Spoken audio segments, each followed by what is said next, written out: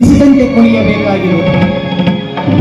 ಆಗಲಿ ಆಗಲಿ, ಹೇಗಿದ್ದರೂ ಭವದಲ್ಲಿ ಬಿದ್ದಿದ್ದೇನೆ. ತ್ರಿಕಾಲ ಜ್ಞಾನಿಯಾದರೂ ಕೂಡ ಒಂದು ತೀರಿಸಬೇಕಾಗಿದೆ. ಇನ್ನು ಸ್ವಲ್ಪ ದಿನಗಳಲ್ಲಿಯೇ ಸಾಕ್ಷಾತ್ ಶಿವನು ಮುತ್ತುಗೌಡರ ಮಗನಾಗಿ ಹುಟ್ಟುವನು. ಆಗ ಅವನ ಲೀಲೆಗಳನ್ನು ನೋಡಿ ಜನ್ಮವನ್ನು ಸಾರ್ಥಕ ಮಾಡಿಕೊಳ್ಳುವೆನು. ಅಲ್ಲ, ಶುಕ್ಲಾದೇವಿ ಮುತ್ತುಗೌಡರ ಸುಕೃತವಾದರೂ ಎಂತಹದ್ದು? ಸಾಕ್ಷಾತ್ ಶಿವನ ಸ್ವರೂಪಿಗಳಾದಂತಹ ಜಗದ್ಗುರು ರೇವಣ ಸಿದ್ದೇಶ್ವರರು ಅವರ ಮನೆಗೆ ದಯ ಮಾಡಿಸಿ ಪ್ರಸಾದವನ್ನು ಅನುಗ್ರಹಿಸಿದರು. ನಿಮಗೆ ಸಾಕ್ಷಾತ್ ಶಿವನೇ ಸತ್ಪುತ್ರನಾಗಿ ಉದಯಿಸುವನು ಎಂದು ಅಪ್ಪಣೆ ಮಾಡಿ ದಯ ಮಾಡಿಸಿದರು. ನಾನು ಆ ಕಾಲದಲ್ಲಿ ಅವರ ಮನೆಯಲ್ಲಿಯೇ ಇದ್ದೆ. ಪ್ರಸಾದವನ್ನು ಸೇವಿಸಿದ್ದನ್ನೂ ನೋಡಿದೆ. ಆಹಾ, ಈಗ ಆ ಶುಕ್ಲಾದೇವಿಗೆ ನವಮಾಸಗಳು ತುಂಬಿವೆ. ಅಲ್ಲ, 70 ವರ್ಷದವಳು ಶುಕ್ಲಾದೇವಿ, 80 ವರ್ಷದವರು ಮುತ್ತುಗೌಡರು.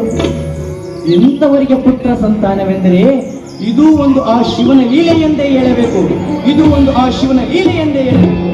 ಶಿವ ಶಿವ, ನಿನ್ನ ಲೀಲೆ ಅಗಾಧವಾದದ್ದು ತಂದೆ, ಅಗಾಧವಾದದ್ದು.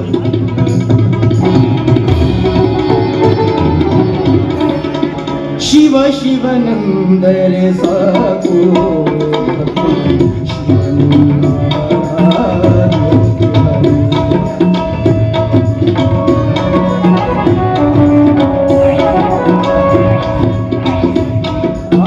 ಶಿವ ಶಿವನೆಂದರೆ ಸಾಕು,